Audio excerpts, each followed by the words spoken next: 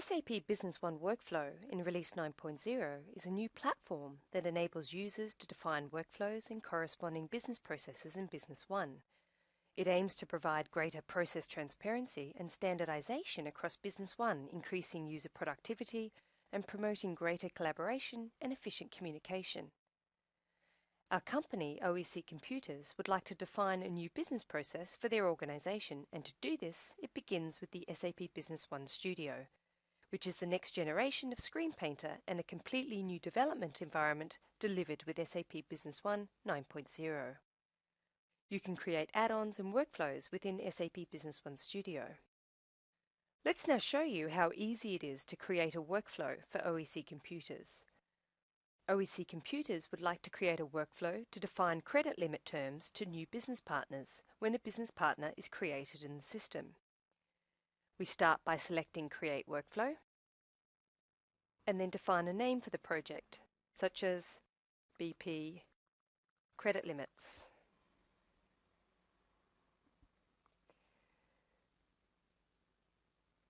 We are now in the Workflow Designer and are presented with a toolbox that contains 12 key elements to produce a workflow. This type of graphical representation is based on the Business Process Model and Notation Standard for specifying business processes within a business process model. This standard is used across many different industries for defining business processes. By clicking in the middle of our workflow area, we can then see the Properties section on the right, which defines how the elements will work within Business One. So let's assign a process name for this example.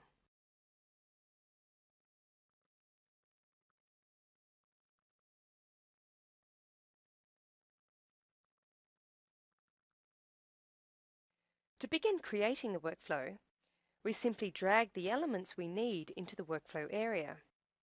Workflows generally contain a start and a finish event, so let's firstly drag the start event into our workflow area.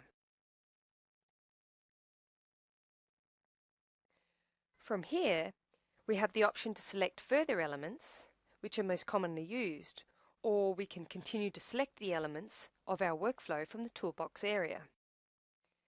Now we have selected the start event, we will now select the user task object and connect these objects together with the arrow connector.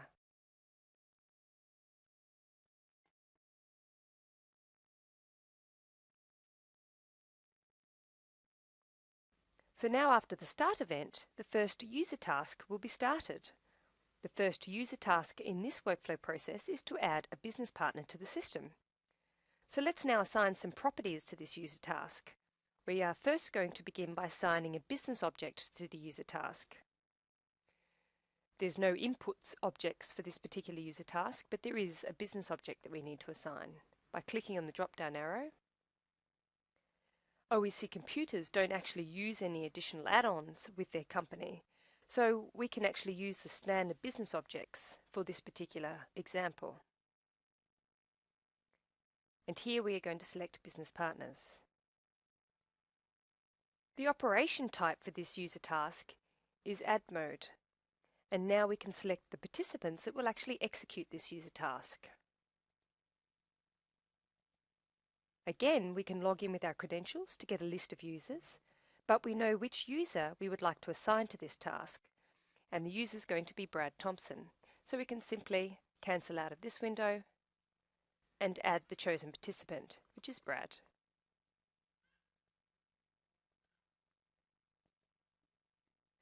Brad Thompson is now assigned as the user for creating business partners for this particular workflow.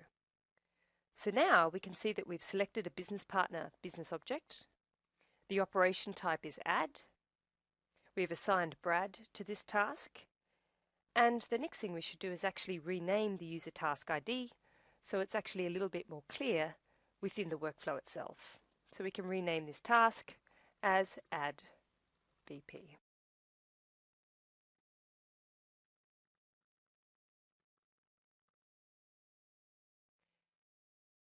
We can also add a description to ensure the assigned user understands what needs to be done during this task, such as add new business partner.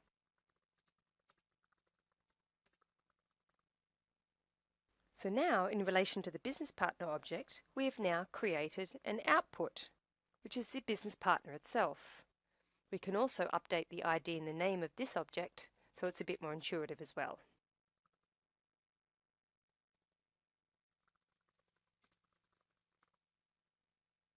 So now we're going to define the next user task, which is to update the business partner details with the appropriate business partner payment terms. For this example, we're actually going to drag the user task from the first user task.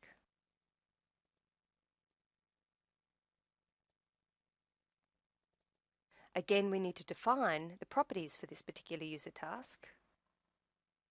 The business object is going to be business partners as well. The operation type is going to be update, because we're actually going to update an existing business partner master data in the system. We're also going to rename the user task ID.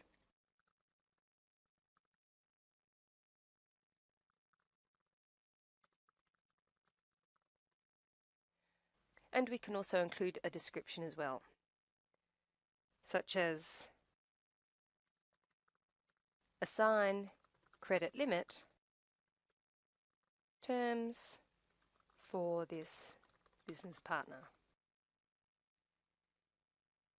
There is also another output object for this particular task. We can now easily assign the output of the first user task as the input for the next user task, for example, so they can enter the business partner payment terms. And to do this, we simply click on the output from the first user task. We drag the arrow across to the second user task. Then we select Input Objects in the Properties window. We select our input object, which is called BP, which is what we named the first output object. And then we select the expression type as command and the command type, which is based on, and click OK. The last property for this user task that we need to define is a participant, and that participant is going to be Bill Levine. So he is going to be assigned to this particular user task.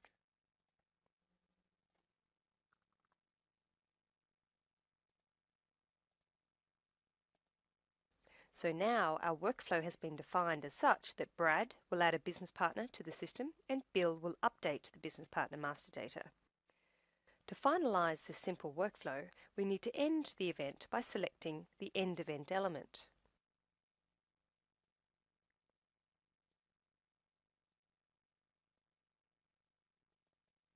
And now we can save our workflow. We are now going to export our workflow so we can import it into Business One.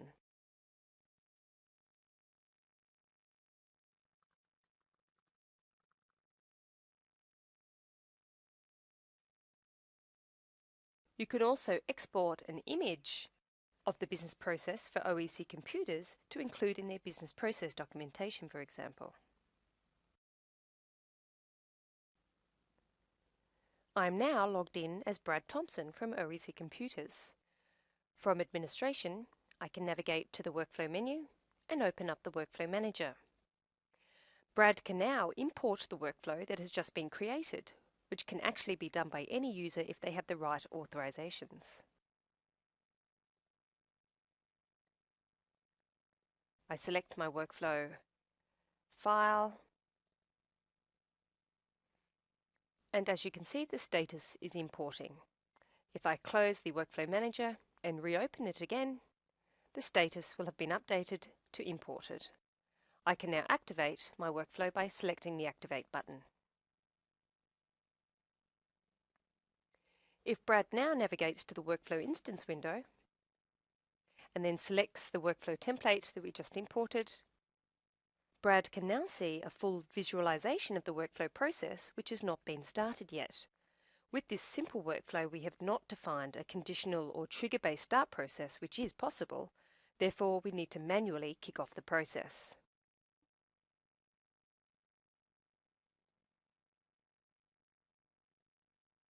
Brad can now navigate to his workflow worklist window.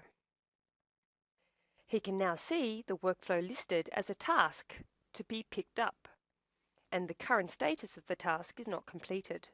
Brad can simply pick up the task by ticking the Pick Up checkbox and clicking Pick Up. He can also drill down into the task to see some basic information about the task requirements. You can see, for example, the description of the task. You can also see any output data and any other further information relating to this particular task. By clicking Process, Brad can then proceed to process this task, and the Business Partner Master Data window will open automatically based on this particular workflow that we defined. So now we're actually going to create a new business partner in the system.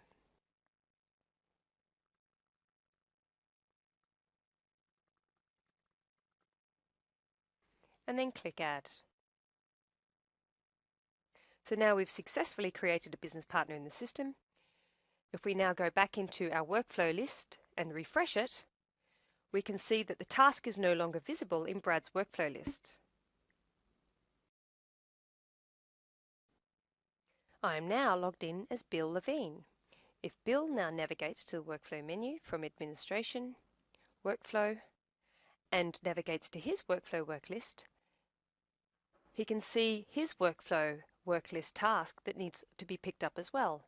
So by ticking the pickup box and selecting Pickup, the task has now been picked up by Bill. Bill can also drill down into the task and actually see further details relating to the task, such as the description, that he must assign a credit limit term for this particular business partner, and the actual input data, which is the business partner that was just created by Brad. By selecting Process, the business partner that was created by Brad is automatically opened. So now by navigating to the Payment Terms tab, Bill is able to update the credit limit based on his task requirement.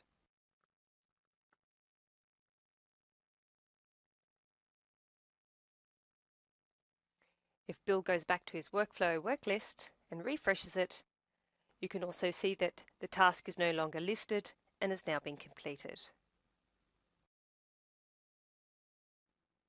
We have now demonstrated how to create a very simple workflow for OEC computers. You can define much more complex workflows that may require a conditional or trigger-based start, for example, and include any complex scripts, which may have many users assigned to executing these individual tasks for your workflow process. With this new workflow platform, with SAP Business One 9.0, greater process transparency and standardization can be managed across Business One and is an effective way to control and manage your processes.